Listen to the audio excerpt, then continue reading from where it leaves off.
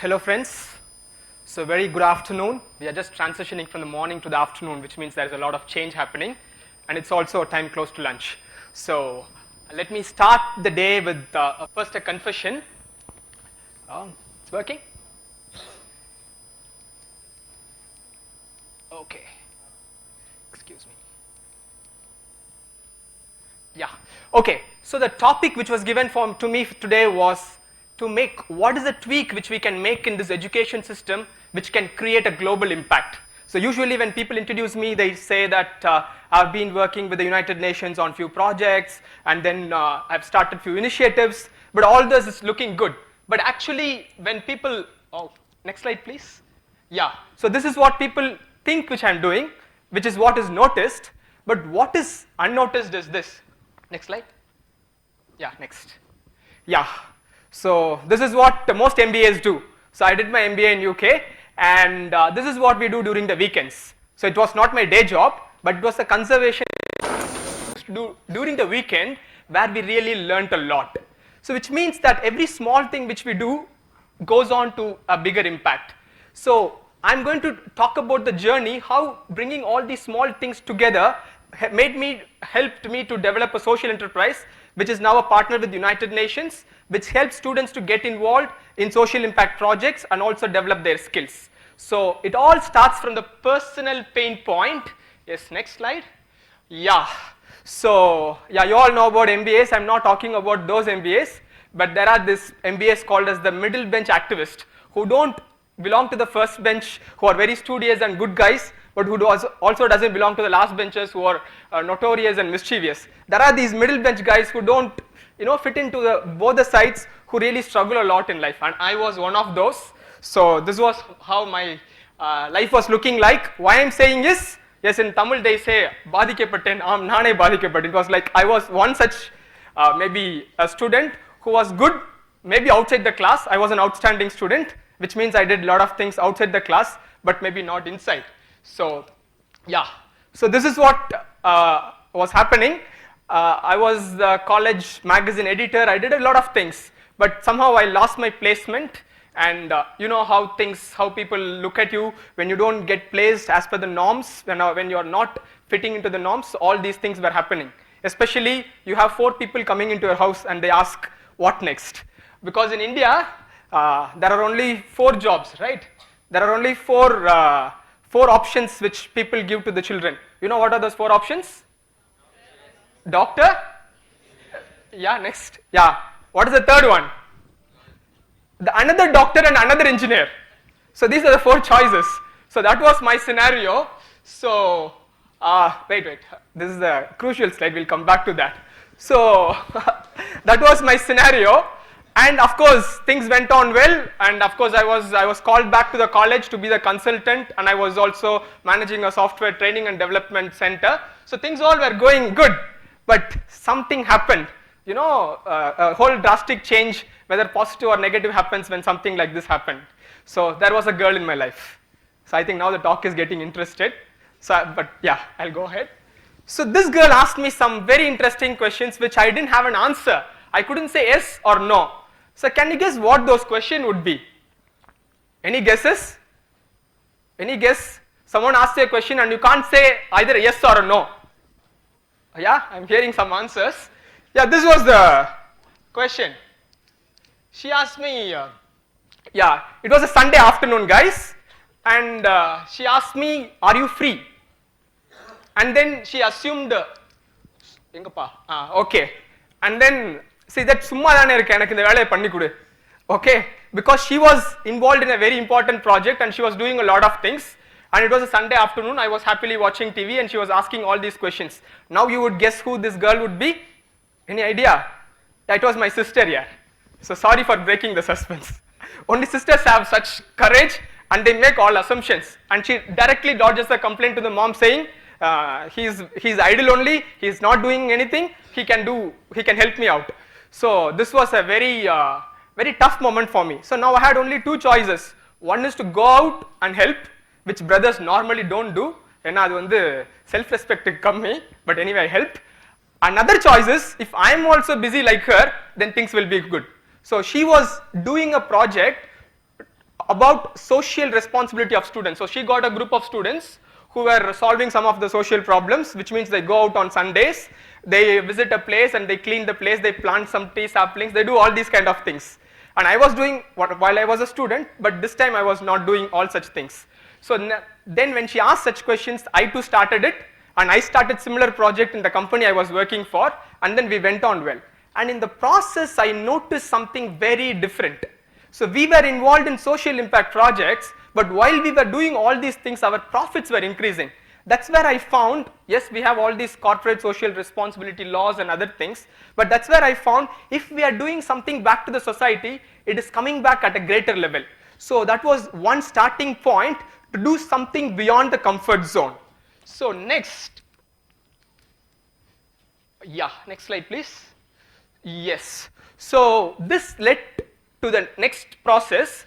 Next was I got selected for a UN conference, I think it was in 2012, to make an action plan for Millennium Development Goals. So till 2000 to 2015, United Nations has this program called Millennium Development Goals, called as MDGs. And after that, now it is Sustainable Development Goals. And I was selected for this conference, but somehow I could not attend because of some visa issues. And that is where I thought, why not we make a plan, make a project which will link all these local actions with United Nations global goals. Because if we want to achieve global impact, action should happen locally. And that is where we started a small project where we will make students get involved in social impact projects and then solve social issues. So next slide. So when I started this project, it was a small team, almost with zero funds. And but anyway, we wanted to organize a conference, and I was supposed to travel to UK on that Saturday, and then we were organizing the conference the week before, and everything was fine. Just 2 days before the conference, the venue was cancelled. So how would you feel like that, guys, if you're organizing a TED conference and college is not giving the venue?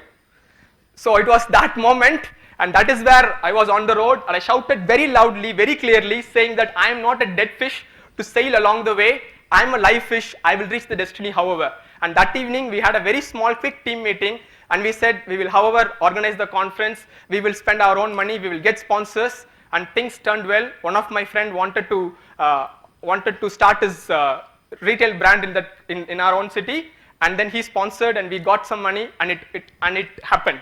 So this led to the formation of this small project called UniGlow, which links grassroots projects with UN goals. Now that is not the story. Now, next. So this is what happened, and I went back. Next slide.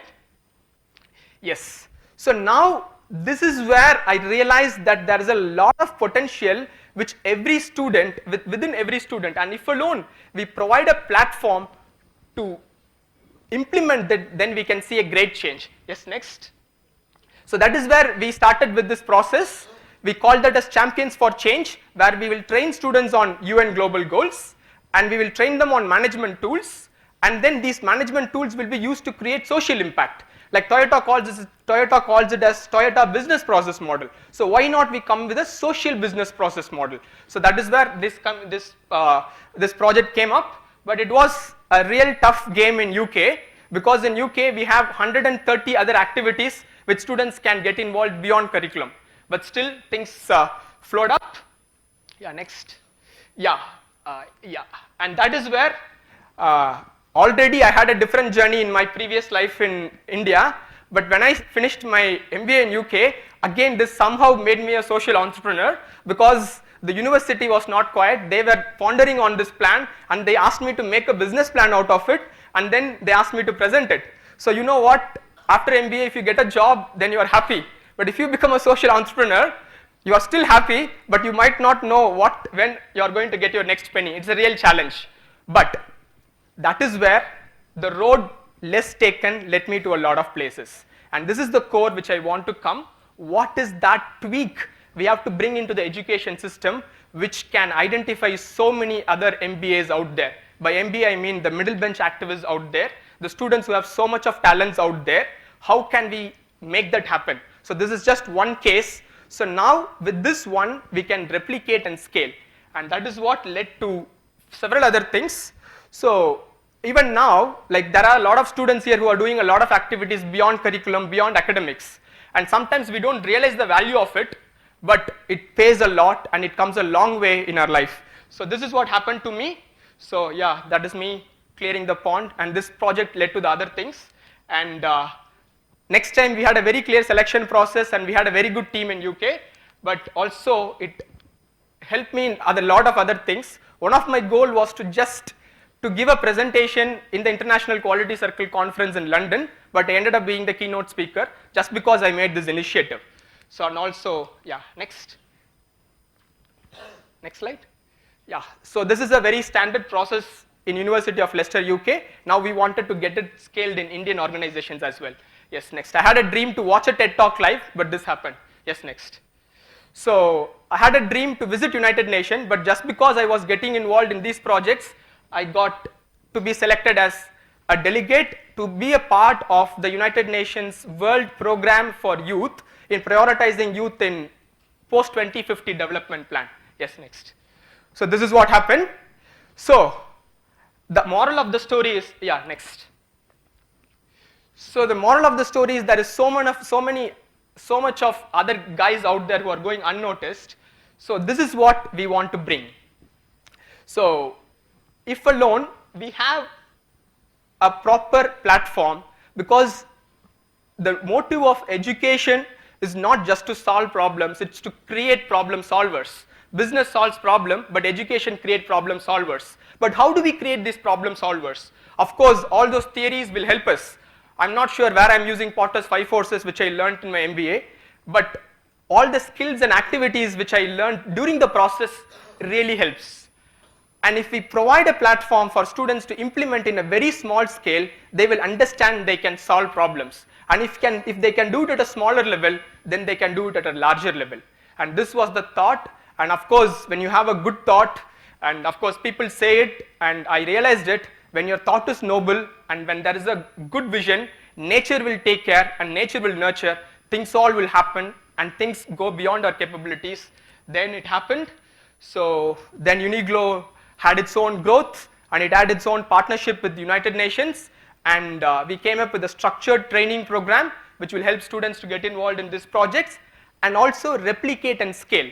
Because if you can solve a problem for 10 people, then you can solve it for 1,000 people. But it's the starting trouble we have. But if we start small, then we can think big. Of course, we can fail fast and scale quick. And that is what is the whole idea about. And we started it, and the pilot went on well, and replication did happen. And a good thing is, we wanted to try it with courage in India, and we started with one of the management schools in India, in Madurai, and their projects were also good, and you can see them in United Nations newsletter. So those unnoticed youth have been now UN noticed. So that's the process, and that's the prospect which we have in front of us. And now coming to what is that? Now coming to the moral of the story. Yeah. So you all know these 3 great men. So what is common in between all these 3? Wow, that's a great answer which comes immediately, but I don't want you to become dropouts. That's, yeah, of course it's very common thing. The thing is, they really chase their passion. And we also talk about entrepreneurship, and it is not necessary that all of us should become entrepreneurs just to chase our dream. Entrepreneurship is a mindset. Wherever we are, whatever we are doing, if we have a purpose behind what we are doing, and if we have a faith that we can create a change, then we are there. So no matter whatever obstacles come in front of us, it's not going to really shake us. So, yeah, next. Yes. So I sum up with these 3 tweaks which we need in current education system. The first is education system should be nourishing, and it shouldn't be demanding. And this is a large process, but we can start very small. If alone we can make students think analytically, if alone make students work on what they want, then the future is going to be great. So that's the first thing which I want to say. And next is the academia versus real world. The academia wants us to learn, the real world wants us to do. And there is a good statistics which you all would know. There is only 7% of people who are employable. What happens to the rest? Maybe there is not one area to be blamed or sorted out. it is a system, and it is also our perseverance towards that. So there is a gap between the real world requirement and academia. That is where we need to have students who are vision focused and who are ready to solve problems. And the next thing is very, very important, very touching and personal to me. In this technological world, especially with all these opportunities available, in the process of making a livelihood, we lose out on, next slide please. Yeah, in the process of making livelihood, we lose out on life. I came back home after a few years, and only then I realized how sweet home is. Even simple things, just being with your parents is so lovely. And it is very important that we have life as a focus. We earn a livelihood for life. So it's important that we bring these two things together and then have our livelihood beyond our life. And next, and I'm almost coming to the point which I want to say. There are only two choices. You can fill up the gap. We can either be a history reader or a history creator. So if we choose to chase our passion, then we can be in the next area. And I want to also take up this Dr. Kalam's speech on world peace. Where there is righteousness in heart, there is beauty in character. Where there is beauty in character, there is harmony in home. When there is harmony in home, there is orderly in nation. When there is orderly in nation, there is peace in the world. So everything starts from our own self, the righteousness in heart. So let's embrace that. And also, this is what we will experience when we are chasing our dream and taking the road which others don't take. So there is a power in the universe, whether you believe it or not. And if we focus it on the right way, it will expand in all directions, and we will be able to achieve what we want. And it will produce miraculous results. So this might be like a quote for those who read, and it will be an experience for those who do. And finally, I just want to conclude with this one thing which my mom taught. I call it as mom's mantra. So of course my mom helped me to study and helped me in my different preparations until I was age 9, till class 4. It was in class 4, she helped me to prepare for my elocution competition, and she asked me to start like this. I'll just quote that in Tamil, and that is the essence which I also want to leave away for today. She asked me to start like this. தாமரை தடாகம் போன்ற இப்பள்ளியில் அதில் நீந்தும் அள்ளி மலர்கள் அதில் நீந்து மீன் குஞ்சுகள் போன்ற என்னுடன் பயிலும் மாணவ மாணவிகளுக்கும் அதில் உள்ள அள்ளி மலர்கள் போன்ற ஆசிரியர்களுக்கும் என்னுடைய வணக்கத்தை கரம் கூப்பி சிரம் தாழ்த்தி கூறுகிறேன். This is what she taught to me. I didn't understand what, maybe I just thought it is a good start, but later I understood, the lotus is attached to the pond. It isn't dirty water, but it is always detached, and it has a purpose. So we should have harmony, and we should have love with everyone, but as well as we should be very clear in our aims, which means that dirty water or whatever situation we are should not disturb us. That was one thing. And the last two things which I always take it as a success mantra is Karam Kuppi and Siram Talti. So it is a way in which we wish in India, but there is a secret inside. Karam Kuppi is, coming in harmony. We unite and we coming in harmony, and Siram Talti is humility. So once there is harmony and humility, there is no great challenge which we can't face, and there is always victory beyond everything. So with these words, I would like to conclude saying, let's unite for a glorious world, and let's realize the diamonds which are hidden in every student. Coal and diamond and graphite are all the same components, but diamond underwent the extreme pressure and it underwent the extreme process. So that is why diamond is great and coal has a different character. And we have diamonds hidden in each and in every student and every corner of the world, and it is our goal, it is our purpose to identify those diamonds and make a glorious, great world. Thank you for the opportunity. Let's make the world glorious.